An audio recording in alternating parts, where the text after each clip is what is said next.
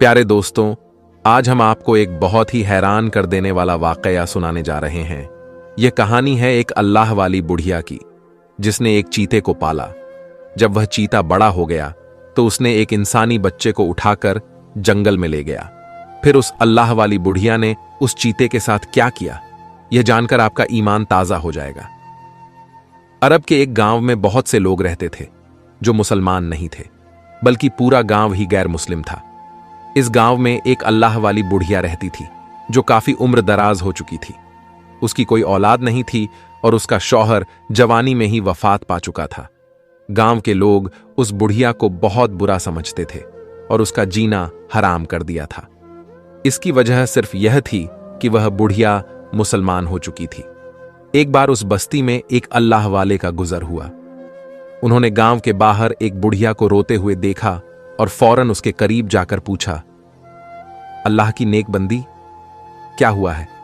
तू परेशान क्यों है और रो क्यों रही है? बुढ़िया ने जवाब दिया, मैं इस दुनिया में अकेली हूं, मेरा कोई सहारा नहीं। मेरा शौहर गुजर चुका है और मुझे यहां पूछने वाला कोई नहीं है, औलाद भी नहीं है। बस ऐसे ही गली बाजारों में भटकती रहती हूं। अल्लाह वाले कहने लगे, जिसका कोई नहीं होता उसका अल्लाह होता है। जिसकी हम इबादत करते हैं वही अल्लाह है। यह सुनकर बुढ़िया हैरान हो गई और पूछा, कौन अल्लाह और आप किसकी इबादत करते हो? हमारे गांव में तो बुतों की पूजा की जाती है, आप किस अल्लाह की बात कर रहे हो? फिर अल्लाह वाले ने उसे ऐसे बयानात सुनाए कि बुढ़िया को यकीन आने लगा और वह झूमने लगी। उसने कहा, ऐ अल्लाह वाले, मुझे और बयान सुनाइए, मुझे बहुत सुकून महसूस हो रहा है।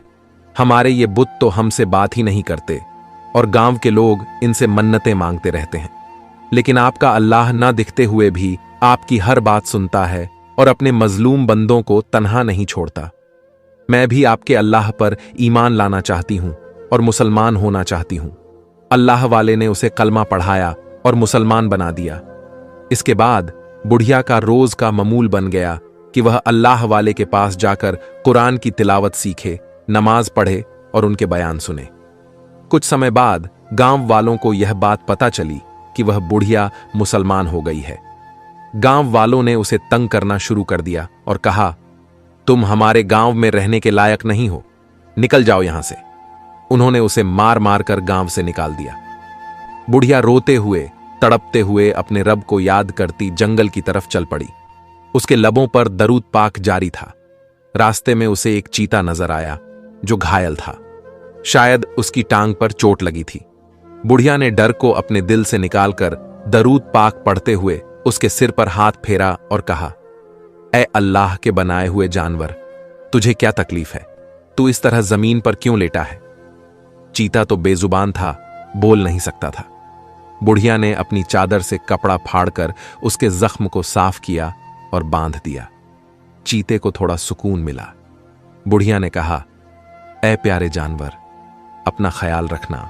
जब बुढ़िया जंगल की तरफ बढ़ने लगी तो वह चीता आहिस्ता आहिस्ता उठा और बुढ़िया के पीछे पीछे चलने लगा। अल्लाह वाली बुढ़िया ने कहा, अल्लाह के बनाए हुए जानवर, मेरे पास कोई घर ठिकाना नहीं है, मैं तुझे अपने साथ कहां ले चलूं? लेकिन वह चीता बुढ़िया के पीछे पीछे चलता रहा। चलते चलते उस बुढ़िया को एक कच्ची सी झोपड़ी नजर आई। बुढ़िया झोपड़ी के अंदर गई तो वहां कोई नहीं था। झोपड़ी में जरूरत की हर चीज पड़ी हुई थी।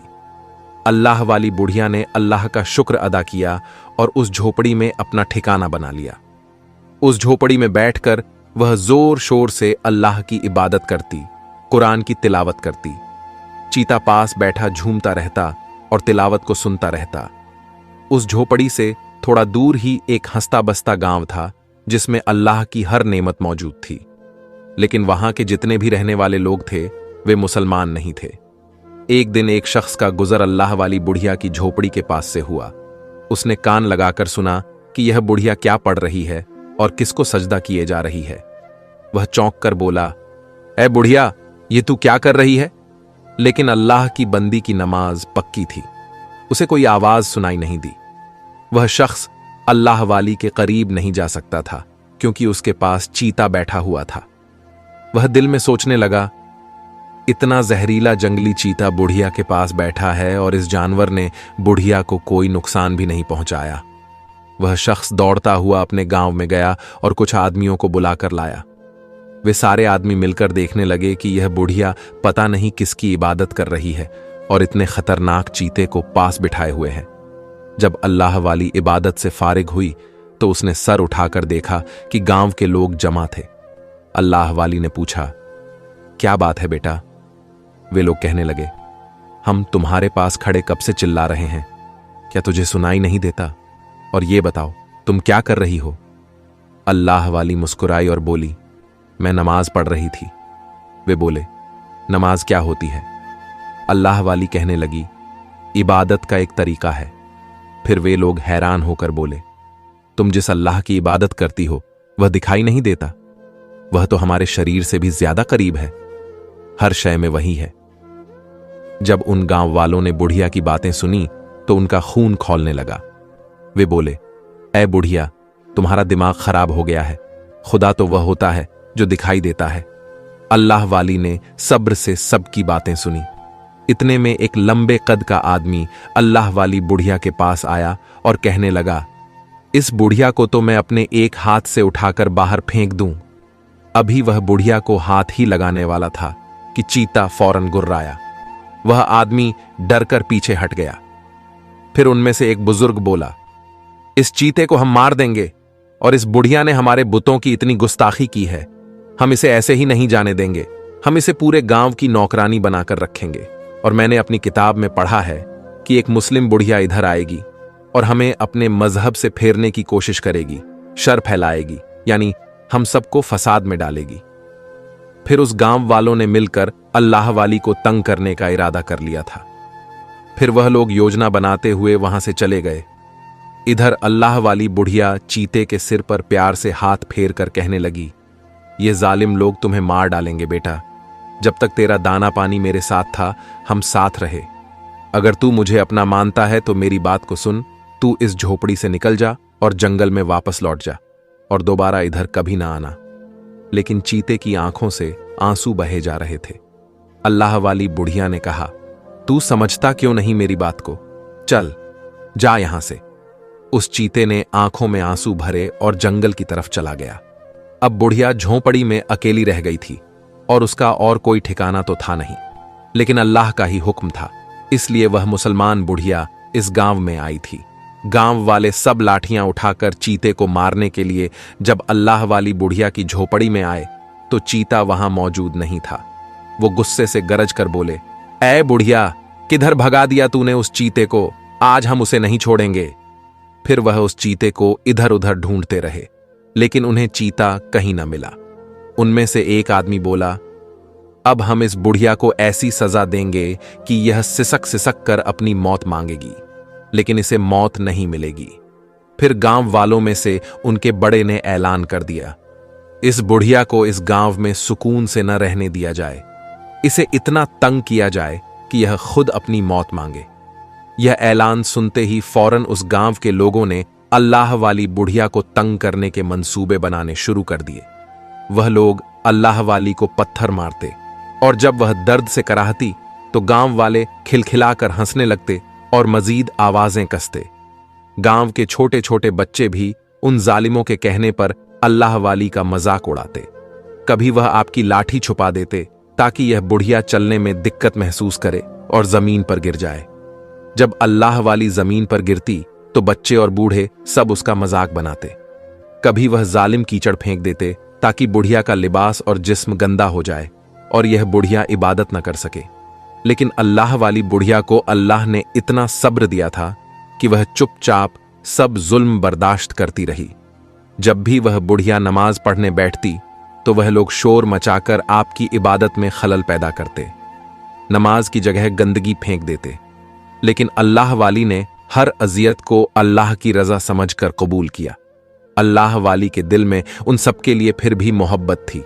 वह हर पल दुआ करती थी कि अल्लाह पाक इन गांव वालों को हिदायत दे और इनके दिल नरम कर दे। आप जानती थीं कि अल्लाह की राह पर चलना आसान नहीं है। इस गांव में मर्द तो मर्द, औरतें भी सख्त दिल और बेरहम थीं। उनके दिलों में न तो किसी बुजुर्ग का एहतराम था और न ही कोई हमदर्दी। उन औरतों की अकड़ और गुरूर दिनों दिन बढ़ता जा रहा था। उन औरतों की जिंदगी में किसी चीज की कमी नहीं थी।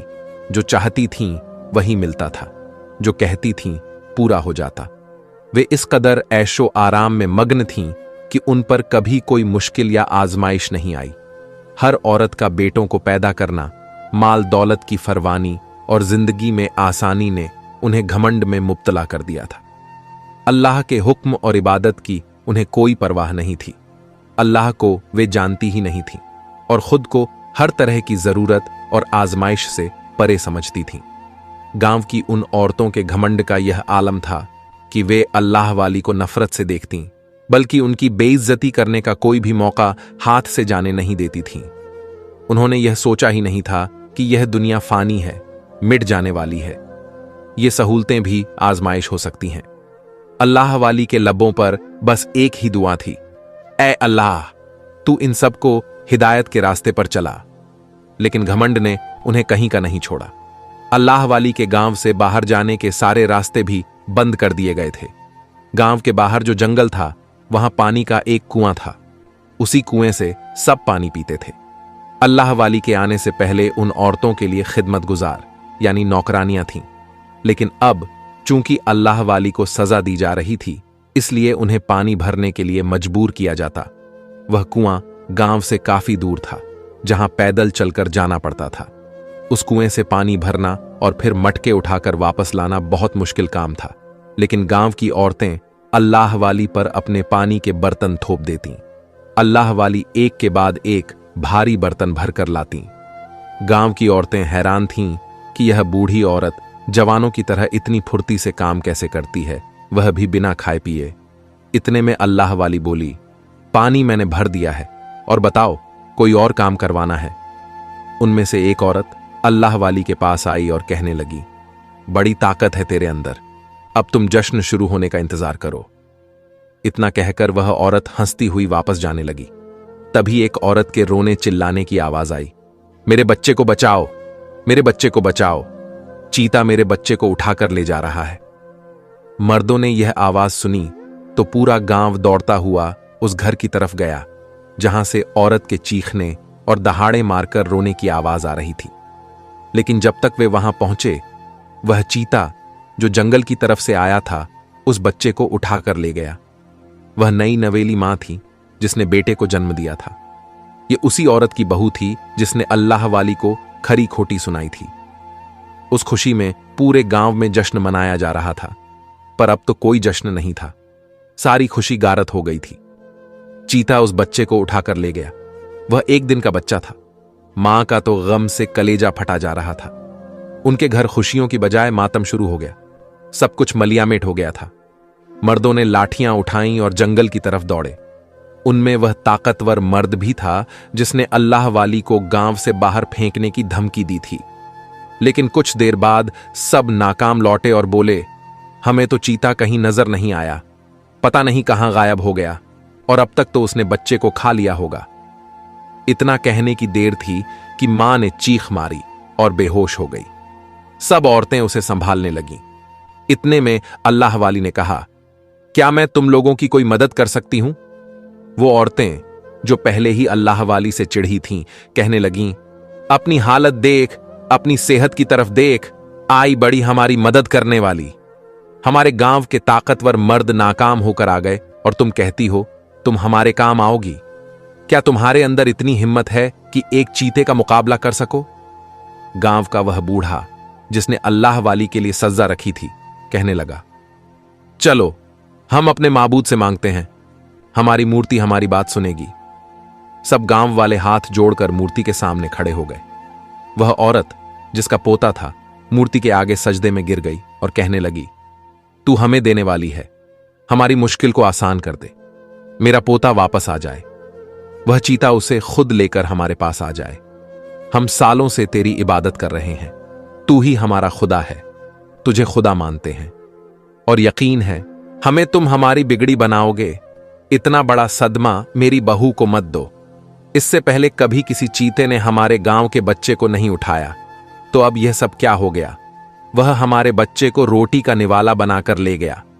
अल्लाह वाली उन सब की बातें सुन रही थी, लेकिन बीच में बोलती तो वे लोग बिगड़ जाते और आप पर गुस्सा निकालते। बहुत देर तक वे लोग हाथ जोड़े खड़े रहे। कोई रो रहा था, कोई मिन्नतें कर रहा था, यहां तक कि वह बूढ़ा जो उस मूर्ति की पूजा करता था बार बार कहता, मैंने तुम्हारे लिए क्या कुछ नहीं किया, आज मेरे गांव की इज्जत का सवाल है। वह चीता हमारे बच्चे को ना खाए। अब रात का अंधेरा हर ओर फैल चुका था। औरतों ने मर्दों से कहा, जाओ एक बार फिर जंगल की तरफ जाओ और देख कर आओ, हो सकता है चीता बच्चे को लेकर कहीं बैठा हो। मर्द फिर से जंगल की तरफ गए, लेकिन ढूंढने पर भी वह चीता उन्हें नहीं मिला, बल्कि सिर्फ उसके गरजने की आवाज आ रही थी। जहां से आवाज आती थी वहां पर वे लोग जाते तो चीता गायब हो जाता। सब थक हार कर वापस आ गए। यहां पर औरतें मातम करने लगीं। शोक का माहौल था। अभी कुछ देर पहले खुशी की लहर दौड़ रही थी, अब वहां ऐसा लग रहा था जैसे किसी की मौत हो गई हो।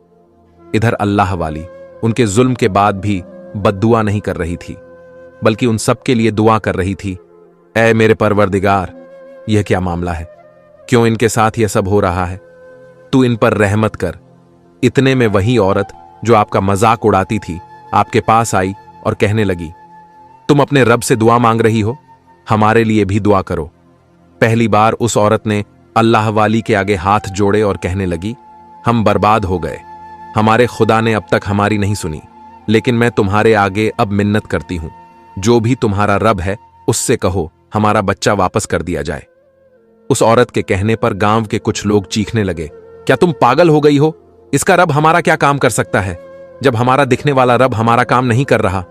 अल्लाह वाली ने कहा, मैं कोशिश कर सकती हूं बच्चे को लाने की। सब गांव वालों ने मना कर दिया, लेकिन उस औरत ने जल्दी से कहा, हां, अगर आपके अंदर हिम्मत है तो जाइए, मेरे बच्चे को वापस ले आइए, मैं आपका यह एहसान जिंदगी भर नहीं भूलूंगी। अल्लाह वाली ने कहा, इससे पहले कि मैं जंगल की तरफ जाऊं, मैं नमाज पढ़ना चाहती हूं। फिर आपने वुजू किया और नमाज पढ़ने लगी। आपने नमाज ए हाजत पढ़ी, यानी अल्लाह ताला से अपनी हाजत बयान की। इसके बाद अपनी लाठी उठाई और जंगल की तरफ चल पड़ी। इतने में जिस आदमी को अपनी ताकत पर बड़ा घमंड था, उसने अल्लाह वाली से कहा, मैं भी आपके साथ चलता हूं। अल्लाह वाली ने कहा, हां जरूर चलो, और तुम भी देख लेना कुदरत का करिश्मा। वह हंसने लगा और कहने लगा, मैं तुमसे कितना ऊंचा हूं, कितना लंबा हूं, मुझसे जो काम न हुआ तुम जैसी कमजोर बुढ़िया कैसे कर सकती हो, चलो देखते हैं तुम्हारी औकात। इसके बाद वह आदमी अल्लाह वाली के साथ जंगल में गया। सुबह होते ही बच्चे को ढूंढेंगे, लेकिन मां चिल्ला उठी। उसने कहा, तुम्हारी रात तो गुजर जाएगी, मेरा क्या होगा, मेरा तो सब कुछ लुट गया। वह चीता बहुत बड़ा दरिंदा है, सुबह तक तुम लोग उसे मौका क्यों दे रहे हो। उसका शौहर बोला, क्या करें, हमने पूरा जंगल छान मारा और चीता हमें नजर नहीं आया। उसकी आवाज भी आ रही थी, लेकिन वह खुद नजर नहीं आया। अब तुम यह बात मान लो, तुम्हारा बच्चा बचेगा नहीं। तुम्हारे दिल की तसल्ली के लिए फिर भी सुबह जरूर जाएंगे। वह बोली, तुम कैसे लोग हो, एक तो मेरे बच्चे को उस चीते ने उठा लिया। अरे अभी भी वक्त है। इतने में अल्लाह वाली बोली, भोल पड़ी बेटी, मेरी बात सुनो, तुम्हारे बच्चे को कुछ नहीं होगा, सुबह तक तुम्हारा बेटा और चीता खुद लेकर आएगा, तुम भरोसा रखो। लड़की बोली, किस पर भरोसा रखूं? उस खुदा पर जिसे मैंने पूजा, उसकी इबादत की, और यह मेरे दिल के दर्द को नहीं समझ रहा। मेरे जिगर के टुकड़े को वह चीता ले गया और आप कहती हैं मैं यकीन रखूं? अल्लाह वाली कहने लगी, उस पर यकीन ना रखो, तुम मेरे रब पर यकीन रखो, जो तुम्हारा भी रब है, वह अल्लाह है। अगर मैंने यकीन कर लिया तुम्हारे रब पर, तो क्या तुम्हारा अल्लाह मेरी सुनेगा? अल्लाह वाली बोली, क्यों नहीं, जरूर सुनेगा। लड़की बोली, अगर वह चीता वापस आ जाए और मेरा बच्चा सलामत हो, उसे कुछ ना हो, तो मैं तुम्हारे रब पर यकीन ले आऊंगी। अल्लाह वाली फौरन सजदे में गिर गई और अल्लाह से दुआ मांगने लगी, ऐ मेरे रब, तू सब जानता है, मैं इस गांव में तेरे हुक्म से आई और तेरे ही हुक्म पर मैंने सारे काम किए, और तू ही चीते को हुक्म दे कि वह इस गांव में वापस आए और बच्चे को ना खाए। ये लोग तेरी जात पर यकीन भी रखेंगे और तुझे मान लेंगे। ऐ परवरदिगार, तू उस चीते को कह दे कि वह इस नमलूक बच्चे को लेकर जल्द वापस आए। मुझसे उस मां का दर्द देखा नहीं जा रहा। अल्लाह वाली की आंखों में आंसू थे। अब रात तो बहुत ही बड़ी थी, क्योंकि गम की रात बहुत बड़ी होती है, लेकिन गम के बाद अंधेरा खत्म होकर रोशनी आ जाती है। सुबह हुई। आपने उनके सामने ही नमाज पढ़ी और वे कुछ कह नहीं सके, पर वह बूढ़ा शख्स आपको घूर कर देख रहा था। अब की बार फिर उसने सबके कानों में जहर डाला। देखो, यह बूढ़ी औरत अपनी मनमानी कर रही है, हमारे सामने बैठकर इबादत करने जा रही है और हम कुछ नहीं कहते। अब बहुत हो गया। किताब में लिखा था, यह मुसलमान बुढ़िया हमें परेशान करने के लिए बहुत कुछ करेगी, और देखो आज हम सबको इसने परेशान कर दिया। खुशी गमी में बदल गई। इसे हम बहुत ही कड़ी सजा देंगे। वह सब यह कहकर बूढ़ी औरत की तरफ बढ़ने ही लगे थे कि इतनी देर में चीते के घर आने की आवाज आई। वे डर कर लोग पीछे हट गए। ये वही चीता था जिसे अल्लाह वाली ने अपने पास रखा हुआ था। अब वह चीता बड़ा हो गया था। वह चीता बच्चे को अपने दांतों में दबाए हुए वहां पर खड़ा था। वह सबको खूनी नजरों से देख रहा था, जैसे बच्चे की जगह अब उनको ही खा जाएगा। अब गांव वालों की सारी अकड़ निकल चुकी थी। अल्लाह वाली मुस्कुराई और चीते के पास आकर कहा, लाओ, इस बच्चे को मुझे दे दो, इसे मत खाओ। ये किसी मां का दिल है, किसी मां को दुख नहीं दो। आपकी बात सुनकर चीते की आंखों में आंसू आ गए और ऐसे दांत वह दिखाने लगा जैसे कह रहा हो, यह बच्चा मैं नहीं दूंगा। अल्लाह वाली को जलाल आया। आपने कहा, तुम मेरी बात नहीं मानोगे? पहले भी मेरी बात नहीं सुनी और गांव में चले आए, बच्चा उठाकर ले गए। तुम बात क्यों नहीं सुन रहे हो? अल्लाह वाली के हुक्म पर वह धीरे धीरे चलता हुआ आपके पास आया और बहुत ही अदब से वह बच्चा आपके हाथ में दे दिया। अल्लाह वाली ने झुककर बच्चे को अपनी गोद में लिया और प्यार से देखने लगी। बच्चे का चेहरा चमक रहा था, जैसे वह अल्लाह वाली की निगाहों को पढ़ रहा हो। अल्लाह वाली ने उस बच्चे को उलट पलट कर देखा। उसे कोई खराश तो नहीं आई। फिर अल्लाह वाली ने बच्चा उसकी मां के हवाले कर दिया और कहने लगी, लो, तुम्हारे जिगर का टुकड़ा, उसे कुछ नहीं हुआ। मां बच्चे को देखकर बहुत खुश हुई। अल्लाह वाली ने चीते से कहा, तुम्हारा काम हो गया, अब तुम जाओ। लेकिन जो अब होने वाला था उसके बारे में कोई तसव्वुर भी नहीं कर सकता था। वह चीता तो तेजी से दौड़ा और उस बूढ़े पर, जिसने अल्लाह वाली को सजा देने का हुक्म दिया था, छलांग लगा दी। वह अपने दांतों को उसकी गर्दन पर रखकर उसका खून पीना चाहता था, उसकी बोतियां भी कर देता, लेकिन ऐसा ना हुआ। अल्लाह वाली किसी जवान आदमी की तरह दौड़ते हुए उसके पास आई और उसके मुंह पर 2-3 थप्पड़ लगाए। वह चीता किसी कमजोर जानवर की तरह बिलबिला लगा, जैसे उससे ज्यादती हो गई हो। अल्लाह वाली ने कहा, मैंने तुमसे कहा था ना, यहां से चले जाओ, किसी को कोई भी नुकसान नहीं पहुंचाना, पर तुमने उस आदमी पर हमला कर दिया। बता सकते हो क्यों? वह शख्स तो डरा समा खड़ा था और उसकी अभी जान चली जाती अगर अल्लाह वाली उस चीते को ना रोकती। अल्लाह वाली के सवाल पर सब हैरान रह गए। जब वह चीता अल्लाह के हुक्म से बोलने लगा, मैं तो इसके साथ वही कर रहा था जो इसने आपके साथ किया। उसने आपको बहुत दर्द दिया, तकलीफ दी, नौकर बनाकर रखा। मैं आपका गुलाम हूं, आपका बेटा हूं, आप मेरी मालिक हो। मैं अपने अल्लाह का मानने वाला हूं, वह सबका मालिक है। वह एक रब जिसने मुझे और इन सबको पैदा किया। और यह नाफरमान सबके दिलों में जहर भर रहा था।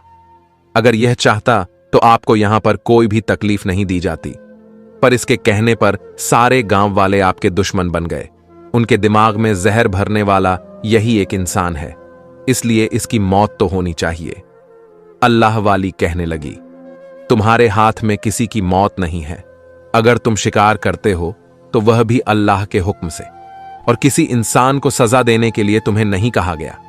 तुमने जो किया वह हमारी मोहब्बत में किया, पर सोचो, वह रब जो सबसे मोहब्बत करता है, वह इस इंसान से भी मोहब्बत करता है, चाहे यह उसे माने या ना माने।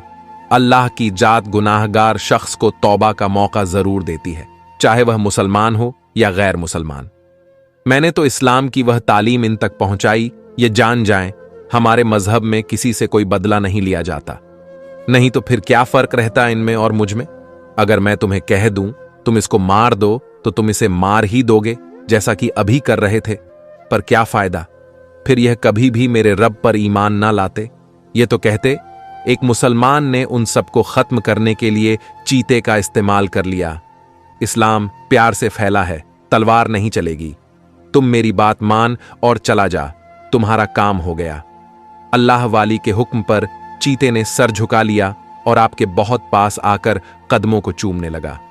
वहां खड़े सब लोग यकीन नहीं कर रहे थे। जिस बुढ़िया की हमने कदर ना की, जिसको हमने एक नौकरानी बनाकर रखा, पानी भरवाया, जिसको एक मामूली औरत समझकर हमने हद कर दी जुल्म की, लेकिन उसने उफ तक ना की। और यह जानवर जो कि खून खवार है, दरिंदा है, जो एक झटके में किसी को भी मार सकता है, यह बुढ़िया से इतनी मोहब्बत कर रहा है। अब चीता वहां से जा चुका था। इसके बाद अल्लाह वाली सब गांव वालों की तरफ मतवल हुई और कहने लगी, मेरा इसके पीछे वाला गांव था जहां मैंने इस्लाम कबूल किया और मुझे यह सजा मिली कि उन लोगों ने मुझे धक्के देकर निकाल दिया और मैं तुम्हारे गांव में आ गई। और देखो, तुम सबने देख लिया मेरा रब कौन है, जिसकी मैं इबादत करती हूं, जिसके लिए मैं नमाज पढ़ती हूं। तुम लोगों ने कहा तुम्हारा रब अनदेखा है। मेरा वह अनदेखा रब इतनी ताकत रखता है तो फिर यह देखने वाला बताओ क्या कोई हैसियत रखता है। मेरा रब दिखता नहीं, लेकिन उसकी रहमत बरसती हुई तुम लोगों ने देखी। जो उस पर ईमान लाते हैं, उसे मानते हैं, वह सबके दिलों में बसता है। मुझे आजमाइश में डाला, पर मैं मायूस ना हुई, क्योंकि जो मायूस होता है वह फिर अल्लाह ताला से दूर होता है। अब बताओ, क्या तुम लोग मेरे रब को मान गए? बस इतना बता दो, फिर मैं यहां से चली जाऊंगी। गांव वाले सब एक जुबान होकर बोले, हां, हम अल्लाह को मान गए। अब हमें आप कलमा पढ़ा दें, क्योंकि इससे बड़ी निशानी और नहीं होगी। फिर अल्लाह ली ने उन सबको कलमा पढ़ा दिया और उस बच्चे का नाम अल्लाह वाली ने अहमद रखा। गांव वाले लोग अल्लाह वाली की बहुत इज्जत करने लगे। उनमें से घमंड खत्म हो गया, आजिज अदब आ गया और वह रब की इबादत करने लगे और खुशी खुशी अपनी जिंदगी बसर करने लगे।